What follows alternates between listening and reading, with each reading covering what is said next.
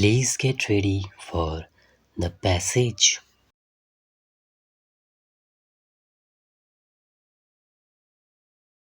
We need to reform the industry. Broadly speaking, every industry and industrialist is entitled to grow to their fullest potential, but without recourse to unethical practices or evasions of dues to the state. We need to also reform the mentality of the common citizen. He must realize the imperatives of hard work, quality work, and discipline. Responsible citizenry demands no less.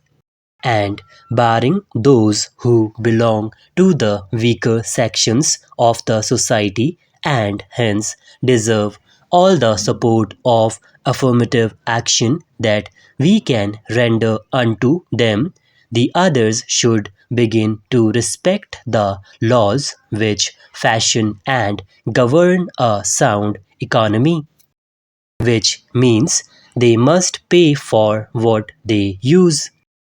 And yes, they must also get what they pay for.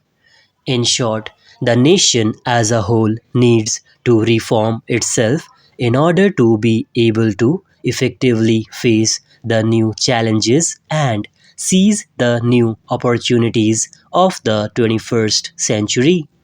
Let us together create a mindset revolution to harmonize the objectives of economic liberalization and social liberation. Let us together build a strong, prosperous, and self confident India freed from the curses of mass unemployment, illiteracy, and other manifestations of underdevelopment.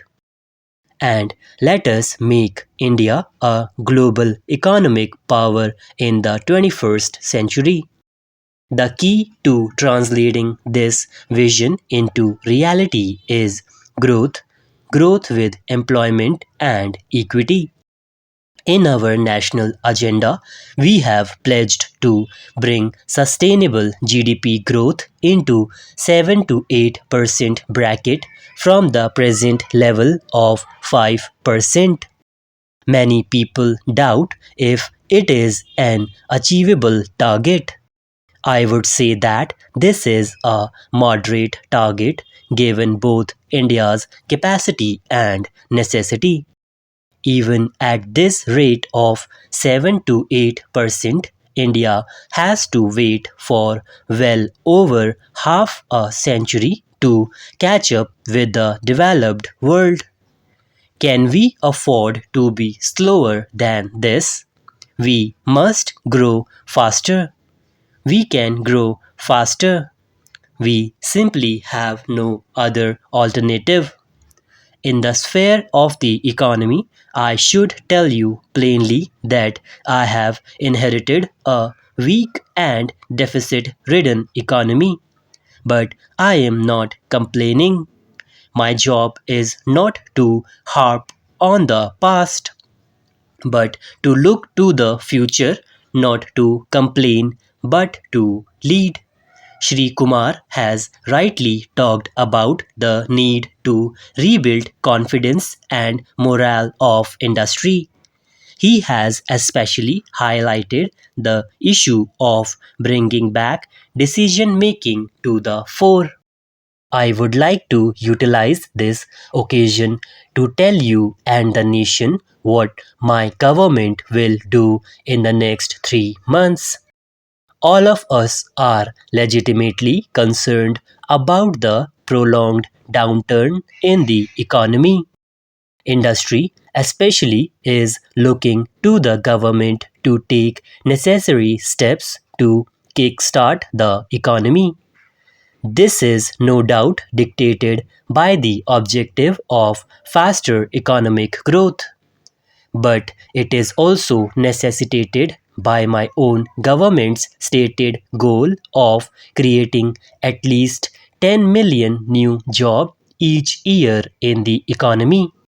We shall soon announce a series of schemes to mobilize investable funds from idle resources existing in the country but unavailable to the exchequer.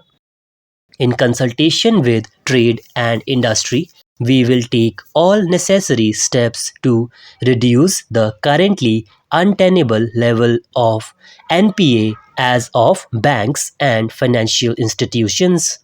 We will also devise machinery for resolving disputes between the revenue departments and trade and industry to speedily obtain for the government what is legitimately the state's. Also, suitable policy measures will be taken to tap new and unconventional sources of funding, such as debt market instruments, pension and insurance funds for infrastructure projects. The government is committed to broaden, deepen, and speed up the process of internal liberalization. In the case of globalization, we will adopt a carefully calibrated approach for reasons most of you appreciate. The government will play the role less and less of an active player in the economy and more of a legislator, facilitator, and regulator. Where necessary, it will be the protector of India's commerce and industry. My government's relationship with industry will be based on trust, not marred by mistrust. I come from a political tradition that does not look upon commerce and industry with suspicion. When it was conventional political expediency to decree entrepreneurship, we championed their cause. As a government, we will do more. As a concrete proof of this approach, we will soon appoint a commission to comprehensively review in a short time frame all the administrative laws, rules and regulations governing industry and trade, such of them which have outlived their utility will be either totally scrapped or radically simplified. With this move, we aim to enable Indian entrepreneurs, small, medium, or big, to create more wealth for themselves and the nation. The Companies Act will be drastically overhauled. The Foreign Exchange Regulation Act will be replaced with a legislation consistent with the current needs. We will ensure that crucial government orders are not passed without first ascertaining their consequences on domestic industry. Many of the problems faced by industry are at the state or local levels as such now.